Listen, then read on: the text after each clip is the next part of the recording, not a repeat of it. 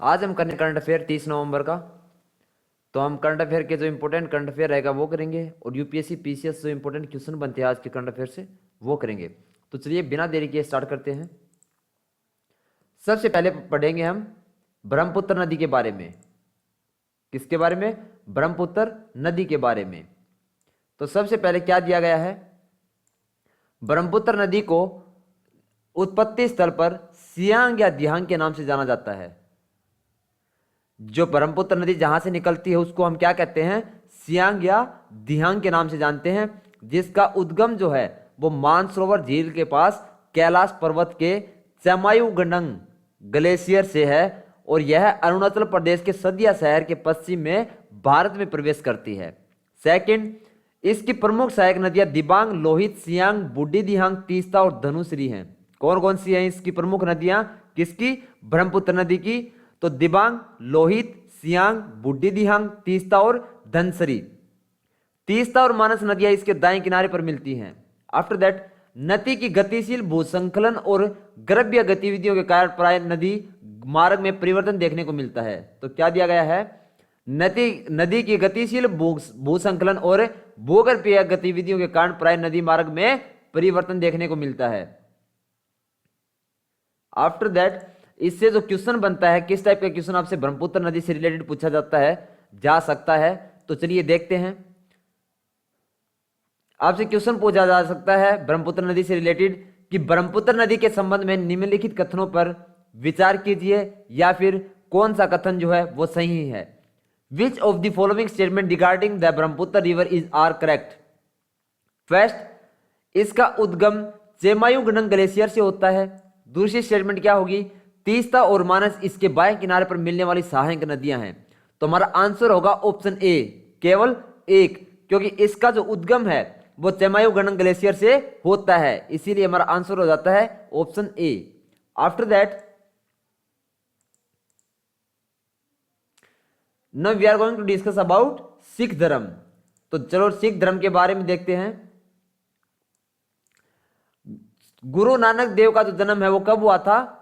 1469 में, 1469 में लाहौर के पास तलवंडी राय भोई गांव में हुआ था, जिसके बाद में ननकाना साहिब नाम दिया गया। फिर गुरु अर्जुन देव सिख धर्म के 5वें सिख गुरु थे। जो गुरु अर्जुन देव थे वो सिख धर्म के 5वें सिख गुरु थे और आदि ग्रंथ की जो रचना है वो गुरु अर्जुन देव ने की थी। और इसके बाद में लास्ट है जो सिख धर्म से रिलेटेड, तो संगत एक सामूहिक पूजा पद्धति है जिसमें सामूहिक पाठ शामिल है। जो संगत है वो क्या है? एक सामूहिक पूजा पद्धति है जिसमें सामूहिक पाठ शामिल है। इससे रिलेटेड भी एक अच्छा क्वेश्चन बनता है। तो चलिए देख लेते हैं कैसा क्वेश्चन पूछा जा सकता है सिख धर्म से रिलेटेड।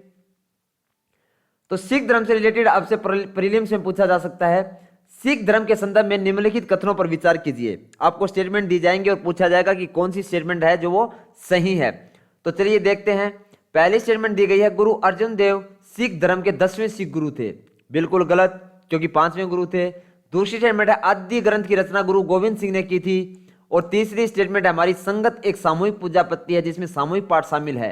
तो यहां पे जो हमारा आंसर होगा क्या होगा? ऑप्शन सी, केवल 3। जो तीसरा जो स्टेटमेंट है वो बिल्कुल सही दी गई है सिख धर्म से रिलेटेड कि संगत एक सामूहिक पूजा पद्धति है जिसमें सामूहिक पाठ शामिल है। इसके बाद में नेक्स्ट होगा,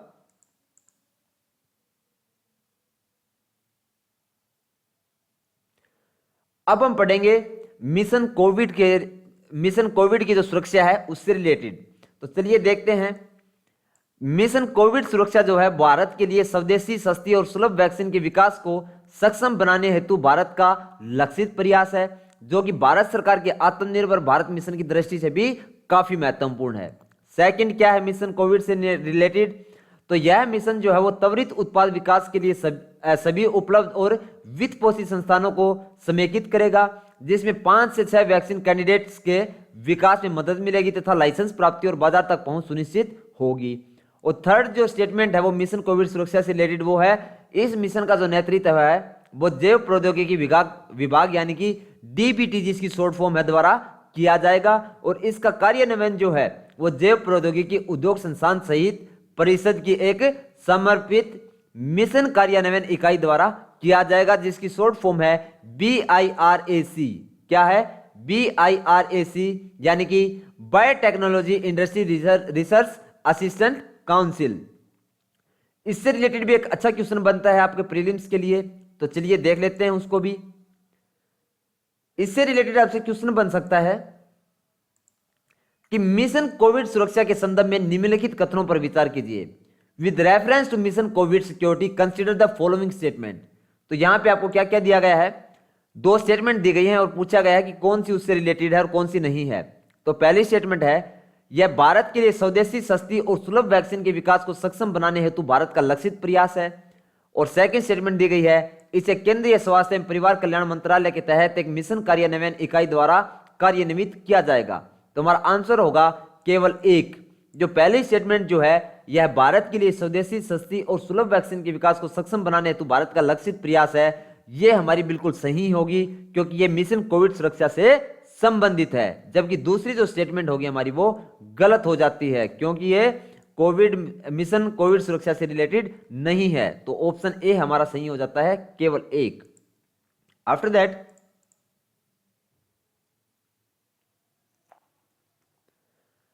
अब हम डिस्कस करने जा रहे हैं मधुमेह रोग के बारे में।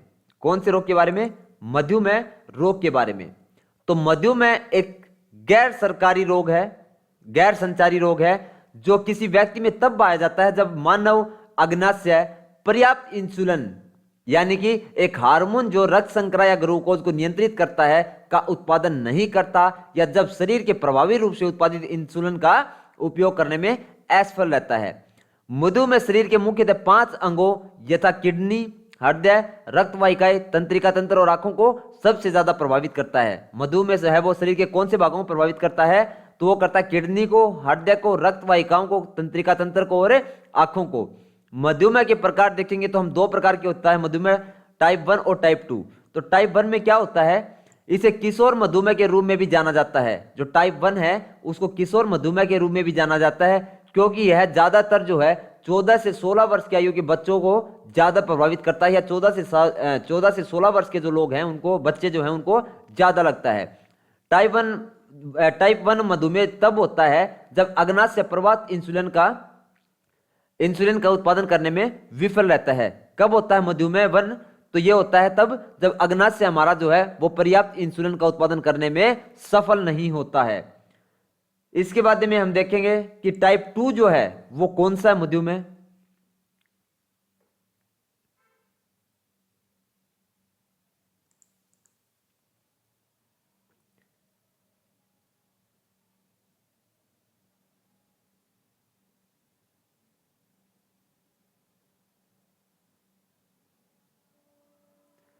तो टाइप 2 कौन सा है हमारा? टाइप 2 होगा, यह मानव शरीर के इंसुलिन के उपयोग के तरीके को प्रभावित करता है। वो तो इंसुलिन बनाने में ही असफल हो जाता है टाइप 1, लेकिन टाइप 2 जो है वो इंसुलिन के उपयोग को प्रभावित करता है। इस अवस्था में टाइप 1 के विपरीत अग्नाशय में इंसुलिन तो बनता है, लेकिन शरीर की कोशिकाएं इससे बने इंसुलिन का स्वस्थ शरीर की तरह प्रभावी ढंग से उपयोग नहीं कर पाती है।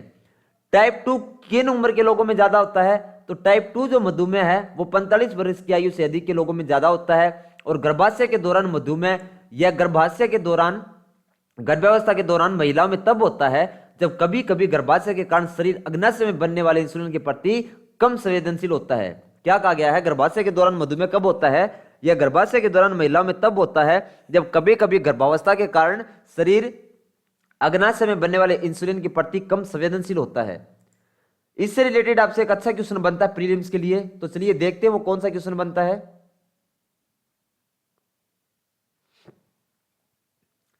इससे रिलेटेड आपसे क्वेश्चन पूछा जा सकता है प्रीलिम्स में कि निम्नलिखित कथनों पर विचार कीजिए। आपको स्टेटमेंट दी जाएंगे और पूछा जाएगा कि कौन सी स्टेटमेंट जो है वो इससे रिलेटेड है, किससे? मधुमेह से। तो यहां पे पहली स्टेटमेंट क्या दी गई है क्वेश्चन में? मधुमेह टाइप 1 मधुमेह में शरीर पर्याप्त इंसुलिन का उत्पादन करने में विफल रहता है। दूसरी दी गई है टाइप 2 डायबिटीज में यद्यपि शरीर इंसुलिन का उत्पादन करता है किंतु कोशिकाएं इसकी प्रतिक्रिया देने में विफल रहती हैं। और टाइप 2 में और क्या है? मधुमेह को किशोर मधुमेह के रूप में भी जाना जाता है, क्योंकि अधिकतर 14 से 16 वर्ष की आयु के बच्चों को प्रभावित करता है। तो हमारा ऑप्शन जो सी होगा वो क्या होगा हमारा? और यहाँ पे आपको 3 स्टेटमेंट दी गई थी, इसमें जो थर्ड जो आपकी वो यहाँ पे आपको गलत स्टेटमेंट दी गई है। क्यों? क्योंकि टाइप 2 जो मधुमेह है वो किशोर मधु के रूप में नहीं जाना जाता है, क्योंकि अधिकतर 45 वर्ष के लोगों में ज्यादातर होता है टाइप 2 जो होता है। तो यहाँ पे तीसरी जो स्टेटमेंट है वो हमारी गलत है, और पहली और दूसरी जो स्टेटमेंट दी गई है वो बिल्कुल हमारी मधुमेह से रिलेटेड है कि टाइप 1 मधुमेह जो है वो शरीर पर्याप्त इंसुलिन का उत्पादन करने में विफल रहता है, और टाइप 2 डायबिटीज में क्या होता है, शरीर इंसुलिन का उत्पादन तो करता है किंतु कोशिकाएं इसकी प्रतिक्रिया देने में विफल रहती हैं। और इसी कारण से ऑप्शन सी हमारा आंसर ठीक होता है, क्योंकि केवल 3 जो स्टेटमेंट दी गई है वो गलत है। 1 और 2 स्टेटमेंट बिल्कुल सही है मधुमेह के बारे में। आज का हमारा लास्ट क्वेश्चन होगा,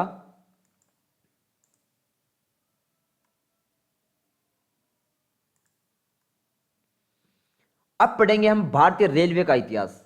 किसका? भारतीय रेलवे के बारे में पढ़ेंगे कुछ। तो हम देखते हैं भारतीय रेलवे का थोड़ा इतिहास के बारे में कुछ डिस्कस करेंगे। तो सबसे पहला पॉइंट क्या दिया गया भारतीय रेलवे के बारे में? वर्ष 1832 में भारत के लिए पहला रेलवे प्रस्ताव जो है वो मद्रास में बनाया गया था। कब? 1832 में भारत के लिए पहला रेलवे प्रस्ताव मद्रास में बनाया गया था। और सेकंड स्टेटमेंट है कि वर्ष 1837 में देश को अपनी पहली ट्रेन रेड हिल रेलवे के रूप में मिली। क्या नाम था? रेड हिल पहली ट्रेन का के रेलवे के रूप में मिली, जिसे सड़क निर्माण के लिए ग्रेनाइट परिवहन के एकमात्र उद्देश्य के लिए तैयार किया गया था। उसके बाद में क्या है हिस्ट्री हमारे रेलवे की? वर्ष 1853 अप्रैल 1853 की बात है, ग्रेट इंडियन पेनिनसुला रेलवे द्वारा संचालित भारत की पहली यात्री ट्रेन जो है वो बोरी बंदर यानी कि मुंबई में पड़ता है और ठाणे के बीच में चलाई गई थी। कब? अप्रैल 1853 में। नेक्स्ट हिस्ट्री क्या है हमारी रेलवे के बारे में? तो वर्ष 1955 फरवरी 1955 की बात है, विक्टोरिया टर्मिनल और कुर्ला जो मुंबई के अंदर पड़ता है के बीच पहली इलेक्ट्रॉनिक जो पैसेंजर ट्रेन थी वो चली। कब चली पहली इलेक्ट्रिक पैसेंजर ट्रेन? तो फरवरी 1925 में चली। और किस किस के बीच?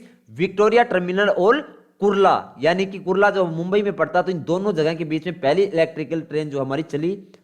उसके बाद में हमारी जो हिस्ट्री है वो क्या है रेलवे से रिलेटेड? तो 1951 की बात है जब पहली बार भारतीय रेलवे का राष्ट्रीयकरण किया गया। कब किया गया पहली बार राष्ट्रीयकरण हमारी रेलवे का? तो वर्ष 1951 में। इससे अच्छा जो रेलवे से रिलेटेड एक बहुत अच्छा क्वेश्चन बनता है हमारा यूपीएससी प्रीलिम्स के लिए, तो चलिए उसको भी डिस्कस कर लेते हैं।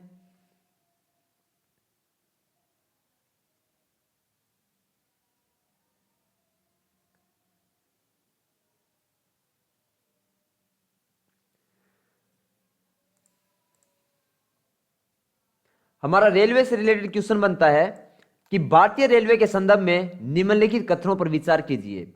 आपको यहां पे 3 स्टेटमेंट दी गई हैं और पूछा गया है कि कौन से सही हैं। तो पहली दी गई है रेड हिल रेलवे भारत का पहला रेलवे था। दूसरी स्टेटमेंट दी गई है भारतीय रेलवे का भारत सरकार अधिनियम 1935 द्वारा राष्ट्रीयकरण किया गया था। बिल्कुल साफ साफ गलत है, क्योंकि अभी जस्ट हमने डिस्कस किया है कि पहली बार जो राष्ट्रीयकरण हमारी रेलवे का वो 1951 में किया गया था। थर्ड स्टेटमेंट है पहली electric passenger train Victoria terminal और कुर्ला के बीच चलाई गई थी। बिल्कुल सही है, तो इसीलिए हमारा ऑप्शन सी सही हो जाता है। केवल 1 और 3। रेड हिल रेलवे भारत का पहला रेलवे था और पहली इलेक्ट्रिक पैसेंजर ट्रेन जो है वो विक्टोरिया टर्मिनल और कुर्ला के बीच चलाई गई थी। इसीलिए ऑप्शन सी सही हो जाता है कि पहली और जो तीसरी स्टेटमेंट है वो हमारी भारतीय रेलवे के लिए बिल्कुल सही है।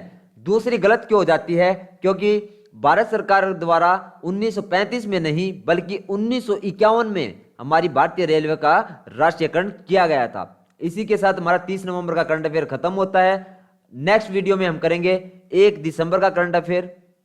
तो मिलते हैं नेक्स्ट वीडियो में, तब तक के लिए बाय बाय।